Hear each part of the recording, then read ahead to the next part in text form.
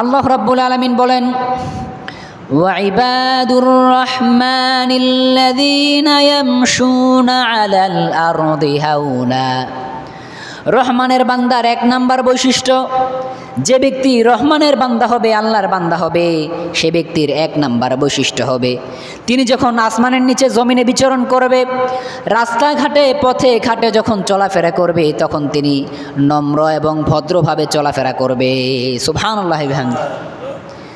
সে ব্যক্তি অহংকার করে চলাফেরা করবে না, দাম্ভিকতার সাথে চলাফেরা করবে না, সে ব্যক্তি সন্ত্রাসী কর্মকাণ্ড করে বেড়াবে না, কোনো দুর্নীতি করবে না, মানুষকে অন্যায়ভাবে কষ্ট দিবে না। আল্লাহ রাব্বুল আলামিন লুকমান হাকিমের কথা, তিনি তার সন্তানকে উপদেশ দিচ্ছেন, ও আমার সন্তান, ওয়ালা তুসাইর খাদ্দাকা লিন্নাসি ওয়ালা তামশি ফিল আরদি। ও আমার সন্তান, মানুষের সাথে যখন কথা বলবা, মানুষের সাথে ব্যঙ্গ করে কথা বলো না, গাল বাঁকা করে মানুষের সাথে কথা বলো না। আর আল্লাহর জমিনে যদি বিচরণ করো, আল্লাহর জমিনে অহংকার ভরে দাম্ভিকতার সাথে চলাফেরা করো না। সুবহানাল্লাহ। সুতরাং আল্লাহর জমিনে যদি চলতে হয়, আল্লাহর দেয়া জমিনে যদি বিচরণ করতে হয়, তাহলে নম্র ভদ্রভাবে চলাফেরা করতে হবে। কোনো অহংকার এবং দাম্ভিকতার সাথে আল্লাহর জমিনে চলাফেরা করা যাবে না। সর্বপ্রথম এই দুনিয়ার মধ্যে অহংকার যিনি প্রথম করেছিলেন, তিনি হচ্ছে ইবলিস, তিনি শয়তান। সুতরাং যারা অহংকার করবে তারা শয়তানের অন্তর্ভুক্ত হবে।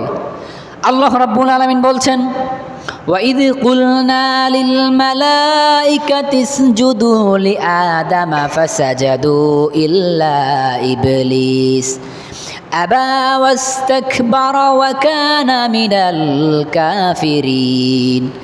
আল্লাহ রাব্বুল আলামিন বলেন, আর আমি সমস্ত ফেরেশতাদেরকে আদমকে সিজদা করার জন্য বললাম, সমস্ত ফেরেশতা আদমকে সিজদা করলো, কিন্তু একজন সিজদা করে নাই।